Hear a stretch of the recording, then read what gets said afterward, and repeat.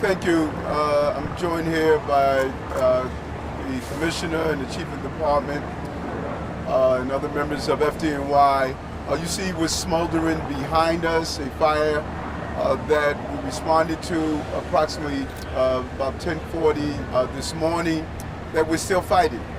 And when you see the video that we're going to share, it's going to give you the chilling impact of what the Commissioner and FDNY have really placed on the forefront of our conversation. A simple battery operated scooter like this. People are leaving in their homes, they're leaving in their place of businesses, they're leaving in their restaurants, they leave it parked for the most part in places that really they should not be parked in. The video is chilling. When you saw how fast this fire started and spread, it just really gives you a point of pause to see what the Commissioner has been stating for some time now. We have to really adopt to the use of these batteries. We must make sure that the illegal batteries are not in the city, and then we have to educate the public. A simple scooter like this, people park normally where? They park it at their door. Where when these batteries go up, they prevent any type of egress.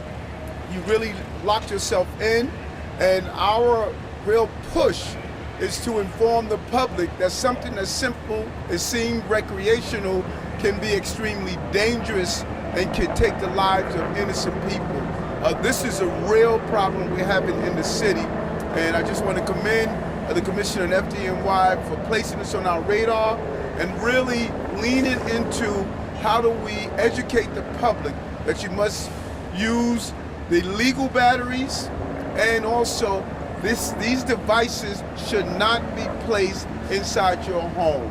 It should not be placed in an area that is going to cause a great deal of harm, a great deal of destruction, and the worst case scenario, the loss of life. We have witnessed this over and over again, and that is why we're going to continue to amplify the message that a simple device like this charred scooter, is only a symbol of what is happening behind us and what has continued to take place since early this morning. We're still fighting a fire because of the type of device that the fire started from. And the Chief is going to go into that. But right now I want to turn it over to the Commissioner. Commissioner? Thank you, Mr. Mayor. As you said, this is an extraordinary amount of damage from this single bike that you can see here to my left. This call came in around 10:41 a.m. this morning. We are still here fighting this fire. We have over 50 units, fire and EMS on scene. We have over 200 members. We have 7 injuries, 5 firefighters, 1 member of EMS, and 1 civilian. Everyone is stable, but this really shows you how incredibly serious this can be. Thanks to the quick work of our members who were here in under 4 minutes, we have been able to see not have a loss of life today. There is extraordinary damage. This entire building behind me is completely destroyed. The roof is caved in. There is nothing left. And it is all because of this one single bike. And so we really want to emphasize to the public how much damage can be done by a single bike that isn't compliant, a single bike that might be not UL certified, might be using an illegal battery. This bike could be in your home, and if it can do this amount of damage to a store of this size, just think of the danger that it can confront to yourself, to your family, to your building.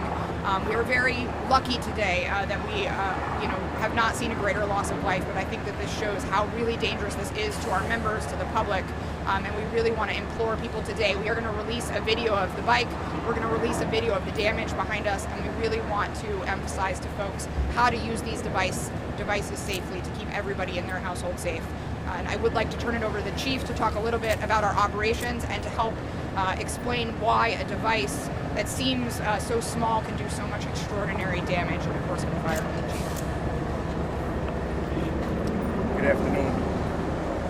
As you can see, the damage done, we were here in under 4 minutes. Our response time was less than 4 minutes. We quickly stretched the hose line into the building and started to extinguish the fire. The amount of fire that is produced by a single battery in just under 5 minutes we were unable to get ahead of it. It had spread quickly into the void spaces of the building and took off from there. These buildings are old, and the lumber is, you know, when you expose that aged lumber to fire, it quickly spreads throughout the entire building. It was a difficult operation. We quickly went to a defensive operation. You see these tower ladders. We stopped the fire from spreading to the furniture store, but the fire had already spread to the laundromat. I guess the emphasis is that the e-bike fire is so much force behind it so quickly. Like I said, under 5 minutes, we already were putting water on that e-bike fire, and it had already spread throughout the building. It's really something that we have never seen before, as far as a small fire turning into something like this in a matter of a few minutes. We as stated, we had 7 injuries here today, 5 firefighters, green tag, 1 Con Edison worker who is doing okay. It's not life-threatening, and also a member of our FDNY EMS is also being evaluated, but it's nothing life-threatening. Questions? Was this, Roger. Yeah. Was this an illegal battery or a non-UL approved battery? That's under investigation. As you can see, there's so much destruction. We're going to have to do some more investigation to determine what the exact reason that this bike burst into flames. McGee? It was in the back of the store. The McGee, store was speak up, open? McGee. Yeah. We do not know. That's under investigation. 1 second. Go ahead. Just what exactly is the operation now? I mean, still so much is happening behind us. It's going to be happening for the next few hours. Right now, most of the fire is extinguished. We still have pockets of fire throughout the structure. So what you see going on is they're just doing final extinguishment. We will be here through the night just to make sure that the fire doesn't take off again and start spreading. We maintain personnel here through the night. So it's an ongoing operation. We will partner tomorrow with the Department of Buildings and other city agencies to see what the next step is for this building. Starting the grocery, was it a grocery store? It was in the back inside. And we will release that video. Okay, you good? McGee? You good? Well, can you Yeah, just speak up, clarify, McGee. right, just clarify a little bit more about batteries. I'm not quite understanding. You could have an illegal bike with a good battery? I don't understand.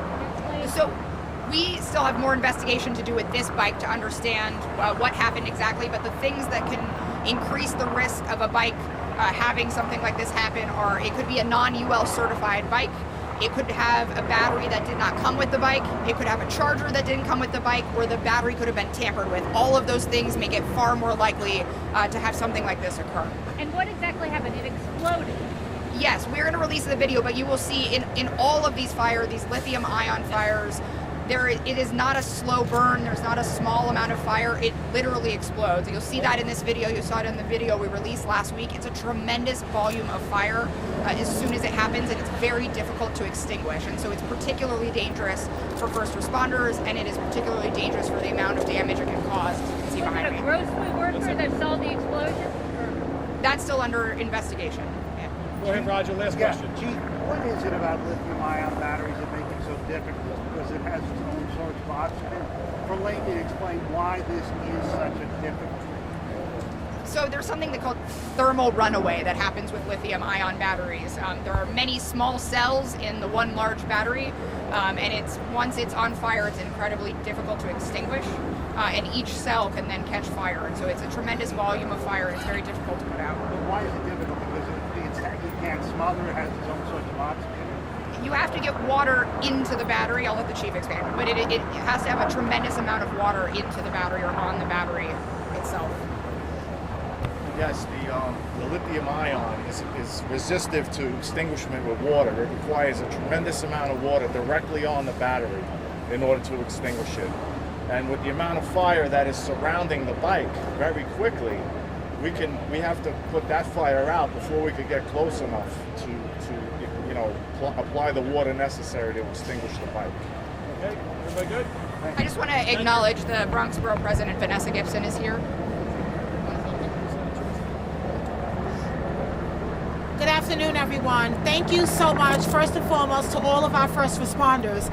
A couple of hours ago, almost 11 a.m. on a Sunday morning, as you can imagine, many of our clients and constituents were here at the laundromat and the supermarket. And to see this establishment erupt in fire is really heartbreaking. And certainly my heart goes out to those that are injured, that are currently in the hospital with minor injuries. We are so thankful that we don't have any fatalities in this particular case, but certainly the damage has been done here on the Grand Concourse, and I want to thank our Mayor Eric Adams, our FDNY Commissioner Laura Kavanaugh, and the entire FDNY team, all of our city officials and emergency responders who are here. We've been here earlier today for a couple of hours just talking to the chief and others around what happened, but I think it highlights for us as a city what we can continue to do to prevent fires. We've seen far too many residential and commercial fires here in the Bronx. We've been here far too often, and so we are praying for those that are injured. We're so thankful for the swift response of our first responders, and certainly as the investigation is underway, we will get to the bottom of this, and most importantly, reaching out to the landlords to help them rebuild, because when you think about commercial establishments, those are jobs that are impacted. And in places in our borough where we consider food deserts, we certainly do not want to lose any of our valued supermarkets and laundromats. So we hope to rebuild very soon as we're able. And once again, to everyone, thank you so much for your swift response to do everything to keep the residents of our borough safe. Thank you so much. Thank you, everybody. Thank you.